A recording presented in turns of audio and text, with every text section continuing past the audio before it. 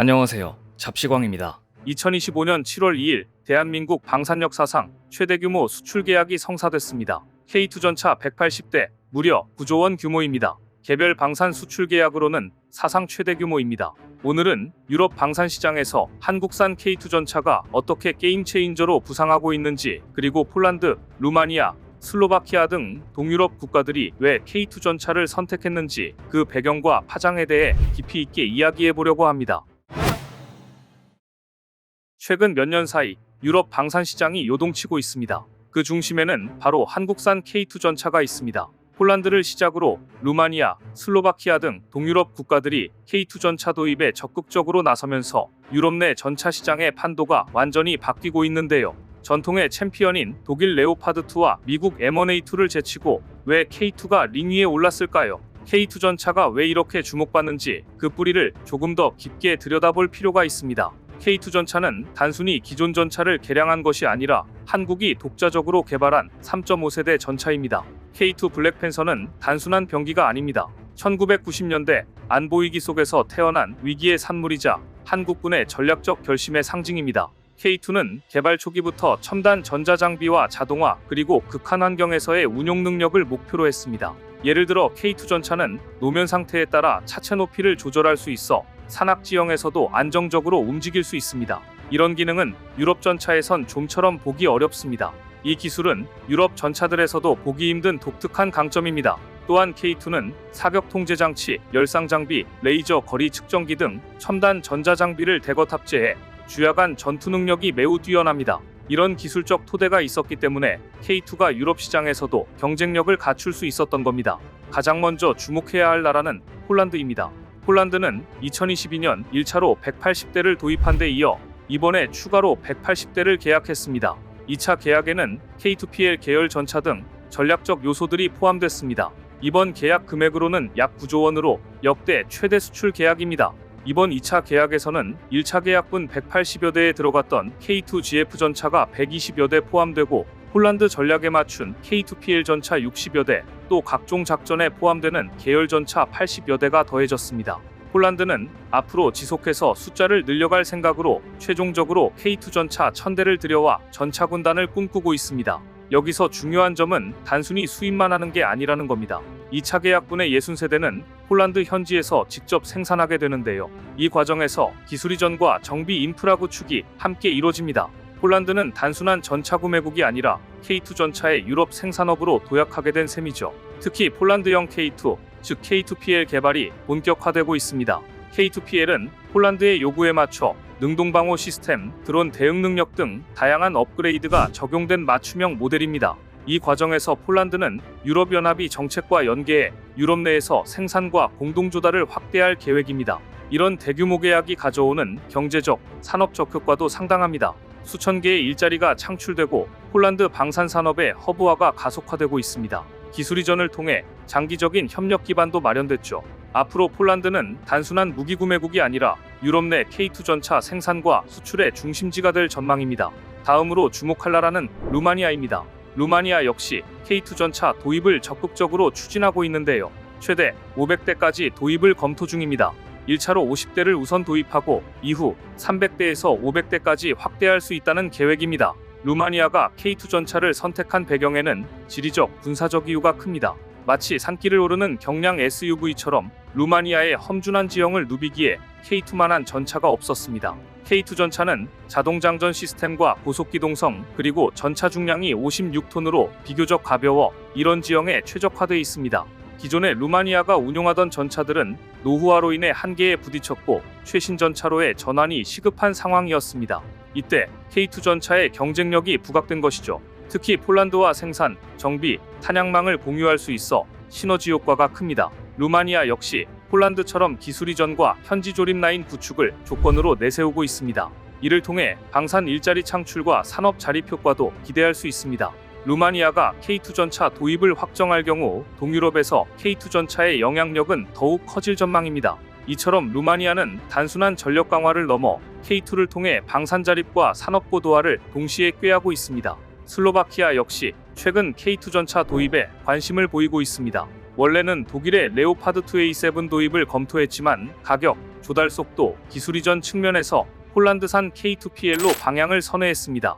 특히 폴란드에서 현지 생산되는 K2PL의 가격 경쟁력과 빠른 납기 그리고 기술 이전의 폭이 독일제 전차와 비교해 월등하다는 점이 크게 작용했습니다. 슬로바키아 국방부는 최근 K2PL 도입을 위한 타 평가 절차를 중단하고 실질적으로 K2PL 도입에 집중하기로 했습니다. 이 과정에서 나토 내 상호 운용성, 폴란드, 루마니아와의 군수, 훈련, 부품망 통합 효과도 기대할 수 있습니다. 슬로바키아가 K2PL을 도입하면 동유럽 지역에서 K2 전차의 네트워크가 더욱 견고해질 전망입니다. 최근 유럽은 러시아, 우크라이나 전쟁 이후로 안보 환경이 급격히 변했습니다. 동유럽 국가들은 러시아의 위협에 직접적으로 노출돼 있기 때문에 신속하게 전력을 강화할 필요가 있었습니다. 기존의 독일, 프랑스, 미국산 전차들은 가격도 비싸고 납기도 길어서 급한 상황에 맞지 않았죠. 이때 등장한 것이 바로 K2 전차입니다. K2는 빠른 납기, 유연한 계약 조건, 그리고 현지 생산과 기술 이전까지 가능해 동유럽 국가들의 니즈에 완벽하게 부합했습니다. 실제로 폴란드 정부는 한국과의 방산 협력은 단순한 무기 구매를 넘어 폴란드 방산 산업의 미래를 여는 계기라고 평가했습니다. 또한 유럽연합 차원에서도 유럽 내 방산 자립이 중요한 화두로 떠오르면서 K2의 현지 생산 모델이 유럽 내에서 큰 호응을 얻고 있습니다. 나토국 모두 GDP의 5%를 국방비로 사용하기로 하면서 이러한 확신이 계속될 것입니다. 때문에 한국은 유럽 방산 생태계의 새로운 축으로 부상할 수 있습니다. 여기서 K2 전차가 유럽 시장에서 어떤 경쟁력을 갖고 있는지 주요 경쟁 전차들과의 차이점을 쉽게 설명해 드리겠습니다. 먼저 K2 전차는 가격 면에서 큰 강점이 있습니다. 독일 전차 레오파르트는 한 대당 가격이 450억 원으로 K2 전차의 2배가 넘습니다. 무게도 차이가 큽니다. K2 전차는 56톤으로 독일, 미국 전차보다 약 15톤가량 훨씬 가볍습니다. 이 덕분에 산악지형이나 연약한 지반에서도 기동성이 뛰어나고 수송이나 유지 비용도 절감할 수 있습니다. 엔진 출력은 세 전차 모두 1500마력으로 비슷하지만 K2는 자동장전 시스템을 탑재해 승무원이 3명만 필요합니다.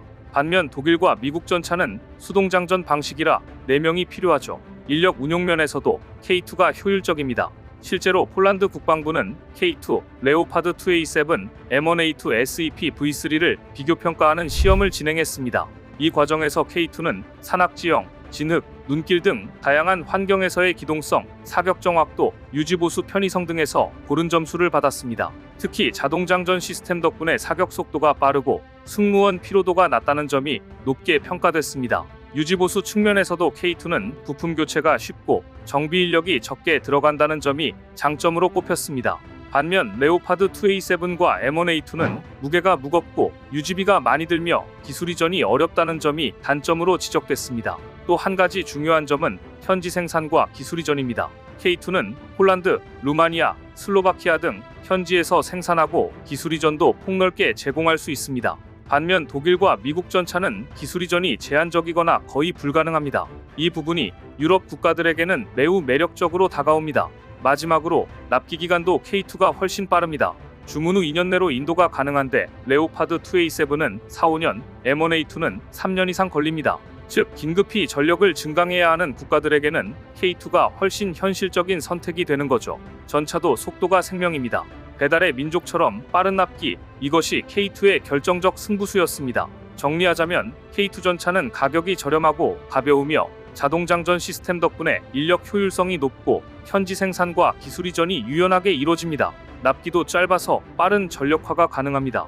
이런 점들이 유럽 시장에서 K2가 각광받는 이유입니다. K2 전차로 인해 유럽 방산 생태계에도 큰 변화가 일어나고 있습니다. 먼저 폴란드, 루마니아, 슬로바키아 등 동유럽 국가들이 연쇄적으로 K2 전차 도입을 추진하면서 유럽 내 전차 시장의 판도가 바뀌고 있습니다. 폴란드는 K2 전차 현지 생산을 통해 유럽 시장 진출의 관문을 확보했고, 이 모델이 성공적으로 안착하면 체코, 불가리아 등 다른 동유럽 국가들도 도입을 검토할 가능성이 높아졌습니다. 나토 내에서도 한국산 무기의 상호 운용성과 신뢰도가 크게 높아졌습니다. 폴란드와 루마니아, 슬로바키아가 K2 전차와 K9 자주포, FA50 경공격기 등 다양한 한국산 무기를 도입하면서 한국 방산업계의 글로벌 위상도 함께 올라가고 있습니다. 장기적으로는 폴란드 현지에서 생산된 K2 전차가 유럽 내에서 재수출될 가능성도 있습니다. 또한 K2 전차를 시작으로 K9 자주포, FA-50 미사일 방어 시스템 등 한국의 다른 무기 체계도 유럽 시장에서 입지를 넓혀갈 수 있게 됐죠. 지금까지 살펴본 것처럼 K2 전차의 유럽 수출은 단순한 무기 수출을 넘어 유럽 안보 지형과 방산 산업 구조 자체를 변화시키고 있습니다. 폴란드, 루마니아, 슬로바키아 등 동유럽 국가들은 K2 전차를 도입함으로써 방산 자립과 기술 발전, 경제적 효과까지 동시에 얻고 있습니다. 한국 방산업계 역시 이번 K2 전차 수출을 계기로 글로벌 위상을 크게 높였고 차세대 무기 개발의 동력도 확보하게 됐습니다. 앞으로 체코, 불가리아 등 추가 도입국이 등장할 가능성도 높고 폴란드는 유럽 내 K방산 허브로 자리매김할 전망입니다. K2 전차의 유럽 수출은 한국 경제와 방산 산업에도 엄청난 파급 효과를 가져오고 있습니다. 먼저 대규모 수출 계약으로 인해 국내 방산업체들의 매출과 고용이 크게 늘었습니다. 방산 분야는 첨단 기술이 집약된 산업이기 때문에 K2 전차 수출은 부품, 전자, 소재 등 다양한 산업에 긍정적인 효과를 미치고 있습니다. 또한 폴란드, 루마니아, 슬로바키아와의 협력을 통해 한국 방산업계는 유럽 현지의 생산기지와 정비센터를 구축할 수 있게 됐습니다. 이는 단순한 수출을 넘어 장기적인 기술 협력과 산업 네트워크 확장으로 이어집니다. 마지막으로 K2 전차의 성공적인 수출은 K9 자주포, FA-50 경공격기, 천궁 미사일 등 한국산 무기의 글로벌 신뢰도를 높이는 데도 큰 역할을 하고 있습니다. K2 전차는 이제 대한민국 방산의 얼굴입니다. 기술력, 실전성, 수출 경쟁력 3박자를 모두 갖춘 우리의 미래 자산입니다. 오늘 준비한 소식은 여기까지입니다. 댓글을 통한 여러분들의 많은 의견 기다리겠습니다. 시청해주셔서 감사합니다.